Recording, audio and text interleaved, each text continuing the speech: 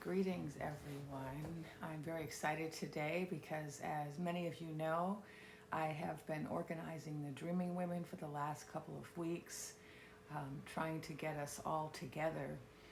There are so many of us throughout this realm.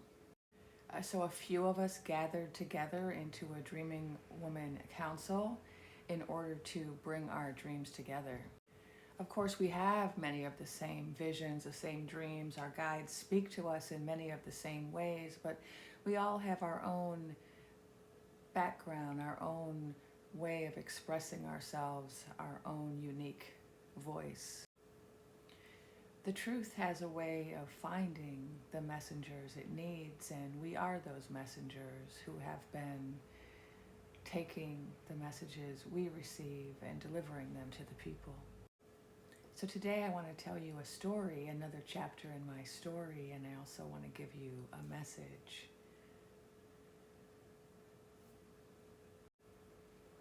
In the last chapter of the story, we found out about the luminal beings, the Aetherkin, those beings who were committed to the persistence and committed to helping the humans in their work, along with the star beings and all of the other beings on this planet.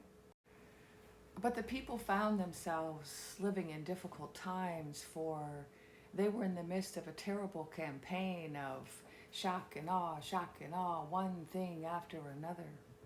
And everybody was swiveling and unsure what to do, organizing this and then organizing that and trying to resist this and then to resist that. And there was a state of absolute overwhelm and pandemonium throughout the land. And the Dreaming Women kept saying, hold on to your dream, dream your future, hold on to your dream. And the Dreaming Women, remember, they began to gather in large and small groups on different platforms and outside of those platforms.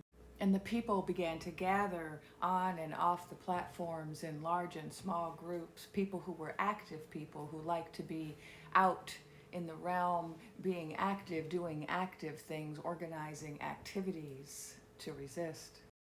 But there were many people who were neither dreamers nor were they active people.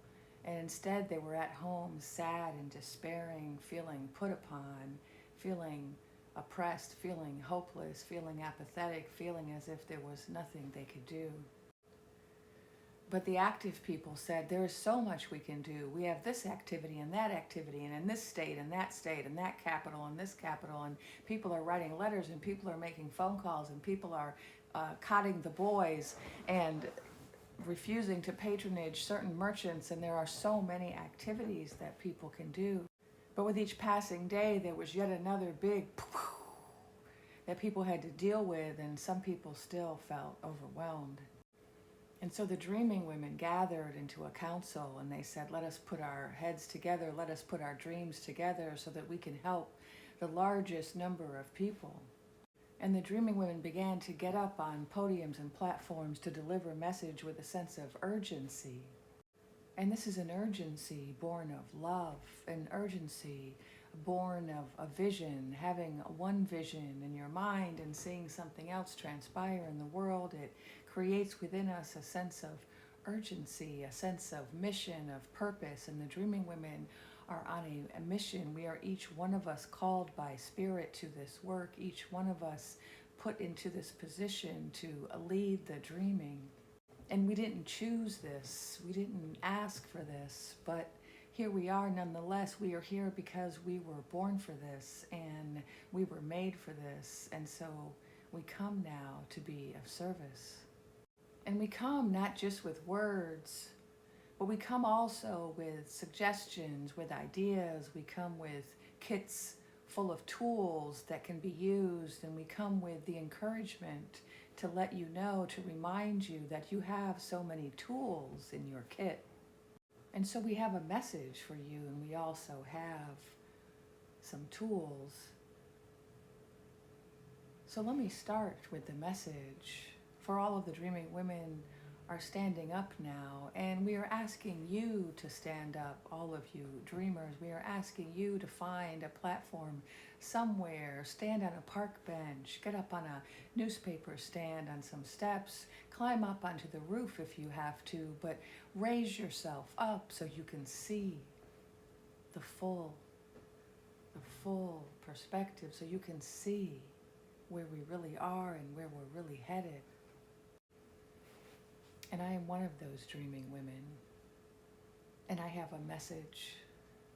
Love is a fortress that cannot be penetrated by hate. Unity is a fortress that cannot be penetrated by chaos. You are a powerful being. Together we are more powerful still.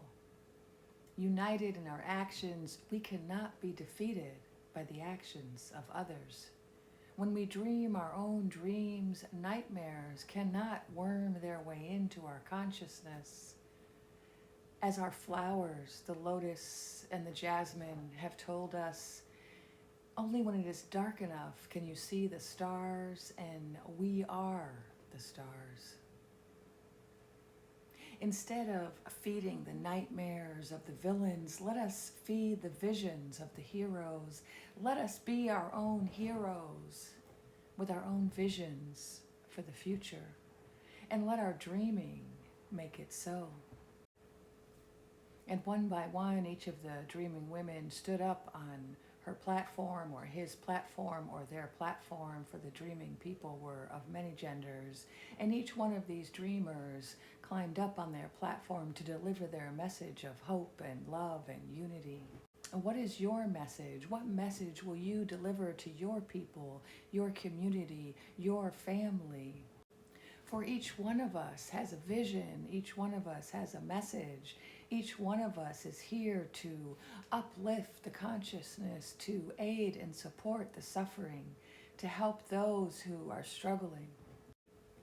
When people are immersed in despair, in anger that is not righteous, in hopelessness, in fear, they become immobilized and they can't do anything, and then they are prey.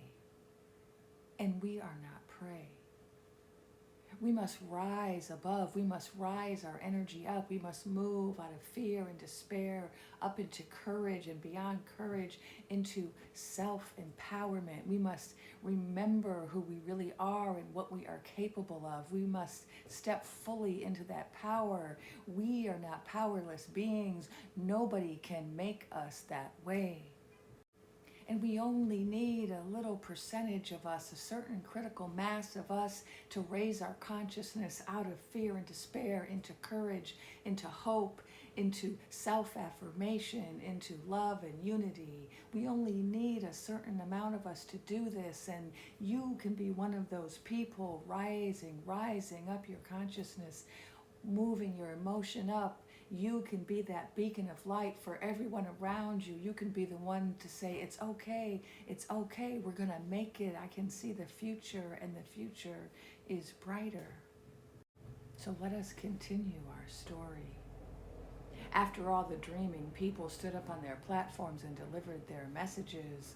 The light began to spread throughout the land, and many dreaming people stood up as well, delivering similar messages, and they helped their communities, their neighborhoods, their families to also raise their consciousness, to also move out of fear and despair. And people began to feel strong, to feel powerful, to feel unified, to feel hopeful. And as the hope spread throughout the land, the villains lost their power, for their power was derived almost entirely from fear, from feeding off the fear and helplessness of others. And suddenly they found there just wasn't much of a supply of that anymore. The supply had diminished so much.